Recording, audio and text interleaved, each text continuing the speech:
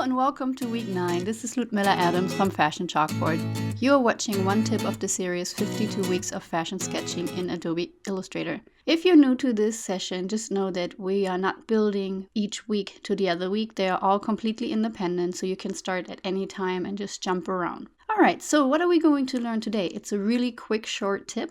And what we're going to do is essentially take this beauty right here, draw a line, and make it into a paneled, color-blocked garment.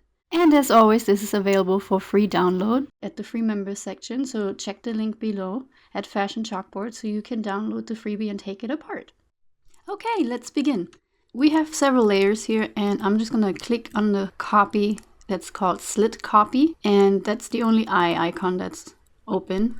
And what I'm going to use is the pen tool, and I'm going to take the fill out. And I already drew a line right here, but I also wanted to show you guys that you could draw whatever shape you'd want.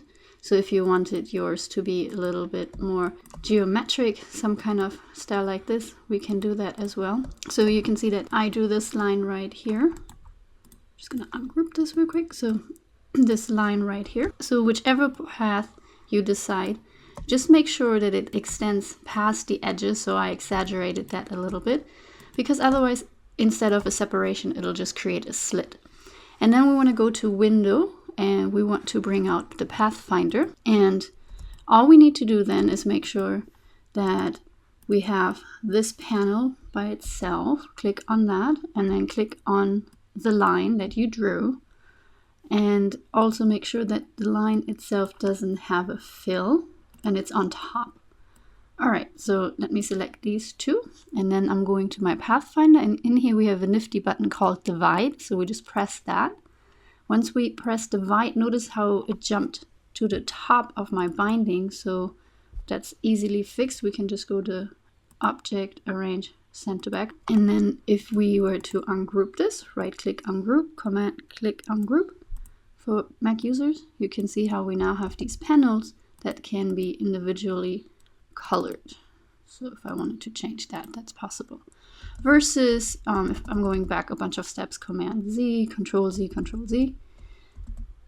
Oops, didn't want to take that away. If we just have the fake line right here, if I just kept this line obviously, and let me just take out the dash. Let me just make this a little bit more easy to follow along with. If I just lazily pretended that there was a division here and I just drew this and I drew this like that, you can see that the color will not change. Now I did show a video that I will show up in the right corner right here, where we used the live paint bucket for our rhinestones. So we could use the live paint bucket with that method as well and then follow the steps. So watch and check that out. But just drawing a line is obviously not going to do anything for us. Okay, so just for fun, let's try this out with the abstract line right here. So I'm going to ungroup this one and I'm going to move this one over here. Let's do the same thing. Click on the line, make sure there's no fill in it. Shift click on the dress. Then just go to your Divide button, click on it, and then we're going to send this to the back. And I have to send my white box to the back as well. There we go. So right click, Arrange, Center Back, and then ungroup, and then you can see how we can have any shape with the abstract line also.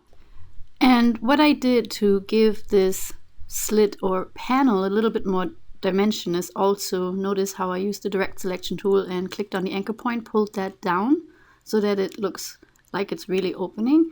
And then I made a copy of that long line and I put a profile on the stroke so that it looks like shading. So that's the video 1, and I will also put a in-video link so you can check out our first episode and follow along with that. And that's it. Thank you so much for watching. I hope you like this tip. Follow me on Instagram, Ludmilla Adams, and there's a hashtag flatsketch52. Maybe that's easier for you to find me. And anytime you draw a flat sketch, please hashtag it flatsketch52. Let me know that maybe a tip was used or what you'd like to see. I also like to answer some questions in that manner. See you next time.